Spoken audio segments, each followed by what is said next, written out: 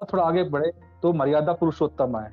हम उनको कहते हैं ये थे पूर्ण रूप से विकसित, हर तरीके से दूसरे ग्रहों से वहां पे एज अ मेंटर लोग आते हैं पढ़ाने के लिए। वहां पे शिक्षाएं दी जाती है।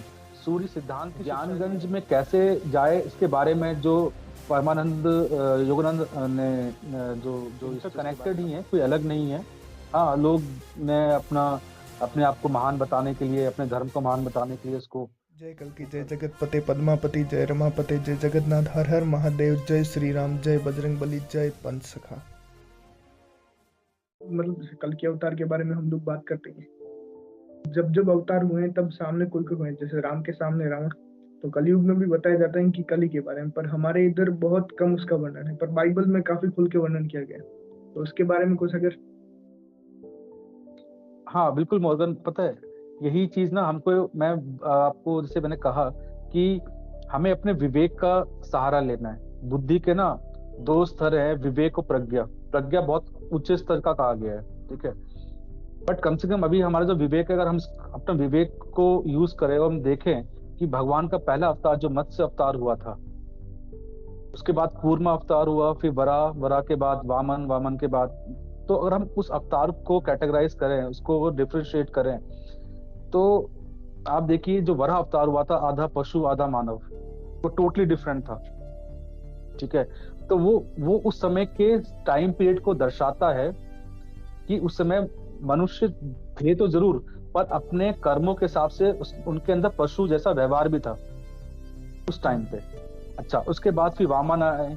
वामन के बाद भगवान परशुराम आए। परशुराम पूर्ण रूप से विकसित थे, पर फिर भी उनमें कहीं ना कहीं ऐसा कमी थी कि अपने पिता के कहने पे उन्होंने अपने माता का गला काटा। अच्छा, और थोड़ा आगे बढ़े तो मर्यादा पुरुषोत्तम आए।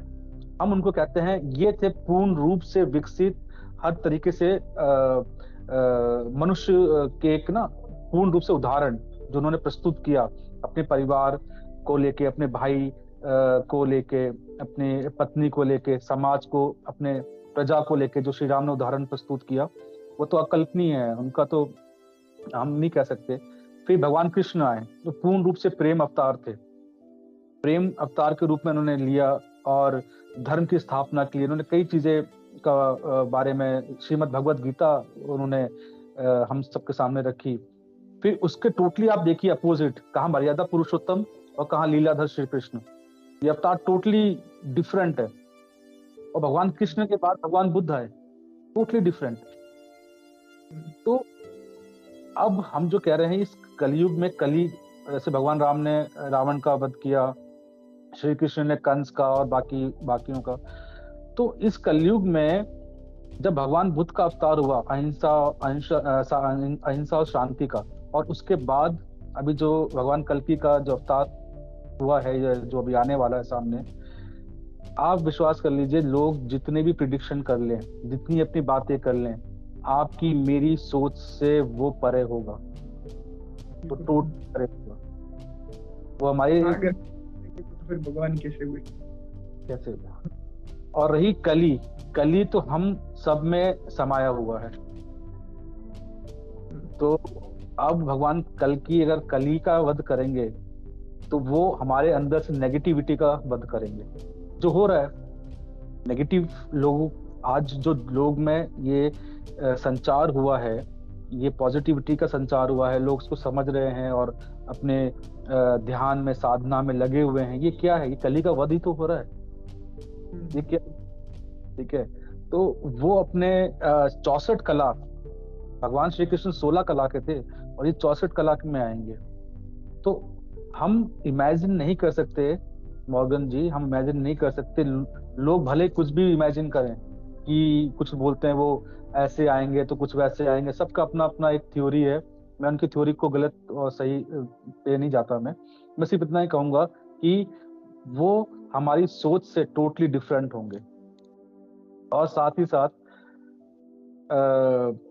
कली का वध तो उन्होंने स्टार्ट कर दिया है, और ये धीरे धीरे धीरे धीरे जब पूर्ण रूप से और भी जैसे असुर प्रवृत्ति के लोग हैं, कुछ ज्यादा ही असुर प्रवृत्ति के लोग हैं, तो उनका माध्यम अलग है, फिर वो युद्धों के माध्यम से उनका नाश करेंगे। आप देखिए ना, महाभारत युद्ध में उन्होंने युद्ध कहाँ लड़ा था, वो तो सारथी थे। तो आज भी जब वो आएंगे तो वो भी अपने भक्तों के द्वारा या अपने और सैनिकों के द्वारा, जो उनकी सेना होगी उनके द्वारा वो करेंगे। उनको क्या है, वो चाहते तो वो तो बैकुंठ लोक में, सब बैकुंठ में बैठ के सारा कार्य कर सकते थे, उनको आने की जरूरत ही नहीं थी। पर उन्होंने जो प्रॉमिस किया है कि मैं धर्म की स्थापना के लिए आऊंगा, तो वो अपना प्रॉमिस तो पॉसिबल ही नहीं है कि वो तोड़े।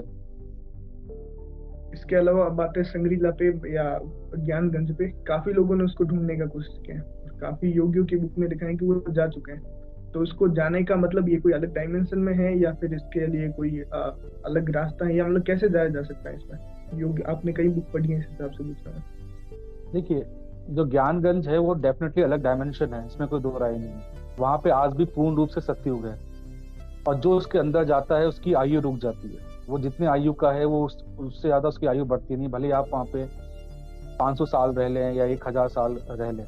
अगर आपकी उम्र 40 साल है और आपने वहाँ पे एंटर किया और 1000 साल के बाद आएंगे वापस, तब भी आपकी आयु 40 वर्ष ही रहेगी। वहाँ पे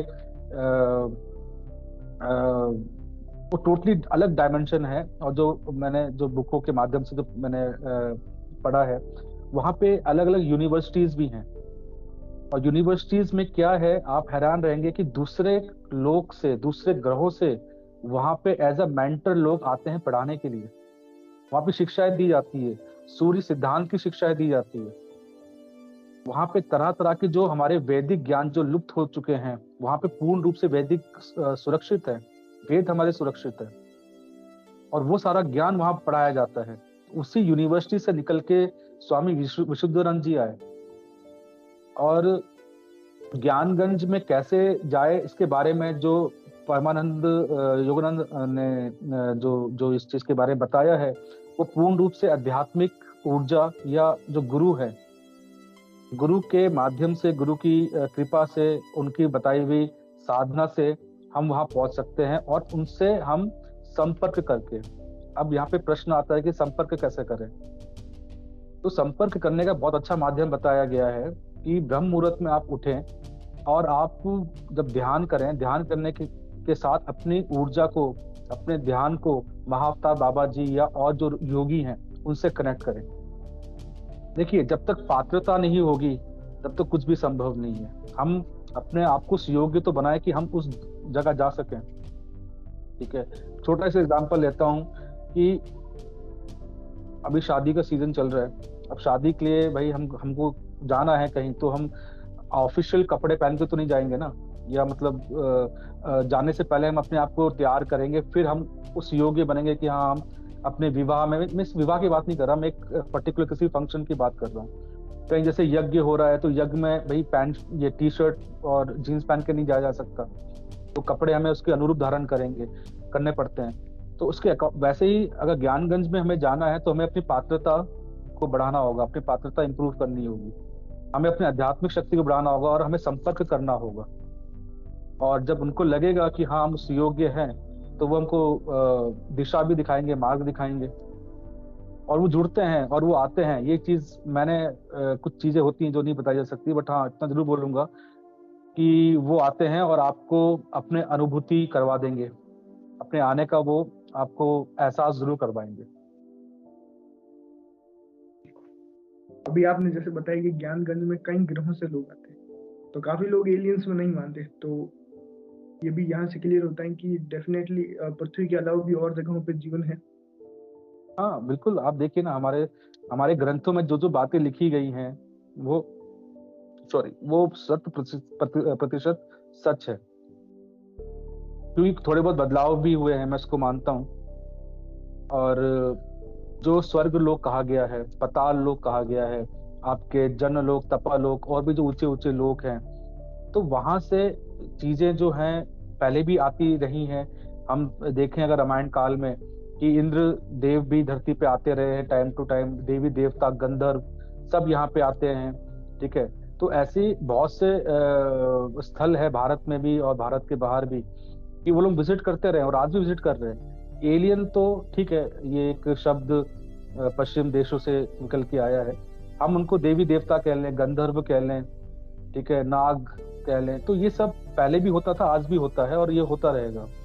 और वो फैकल्टी जो बाहर से आती है पढ़ाने के लिए यहाँ पे, अगर आप देखें गूगल में तो ज्ञानगंज के बारे में वहाँ पे शगरीला है, वहाँ पे जो लोकल लोग हैं, इंडिया के जो लोकल हैं या चाइनीज के लोग जो लोकल लोग हैं, तिब्बतियन हैं, वो कहते हैं कि हम तो बचपन से ये गतिविधि देख रहे हैं कि ऊपर से कुछ ना कुछ आते रहते हैं, टाइम टू टाइम में चले जाते हैं। तो ये तो चीजें हैं और ये होता रहा है। वो यहाँ पे कुछ ना आते हैं, अपना ज्ञान बांटते हैं और यहाँ से ज्ञान लेके जाते हैं। ये सब चीजें हमारे इसमें मेंशन है। और आप देखिए जो पिरामिड में, मैं देख रहा था पिरामिड में कुछ एक ऐसी चित्रकारी की गई है जिसका जो धड़ है वो पक्षी जैसा है और नीचे मनुष्य पुरुष जैसा है, और वो कुछ ना कुछ ज्ञान की किताब दे रहे हैं। तो अगर हम देखें अपने विष्णु महापुराण में गरुड़ जी का, गरुड़ जी भी पक्षी हैं रूप है, तो वो भी टाइम टू टाइम आते रहे। तो चीजें सब इंटरकनेक्टेड ही हैं, कोई अलग नहीं है। हाँ, लोग ने अपने आप को महान बताने के लिए, अपने धर्म को महान बताने के लिए इसको वो कर दिया है, अदरवाइज तो बिल्कुल सेम ही है। तो आपका बहुत बहुत शुक्रिया, आज काफी चीजें जानने को मिली। तो जितने भी आप लोग देख रहे हैं, डिस्क्रिप्शन में इनके चैनल का लिंक है, आप वहां पर भी जाके इनकी बातें सुन सके, इनको सब्सक्राइब कर सकते हैं। और आपका बहुत बहुत शुक्रिया आपका समय देने के लिए। आगे भी हम लोग बात करेंगे कई चीजों पे। थैंक यू मगन, थैंक यू।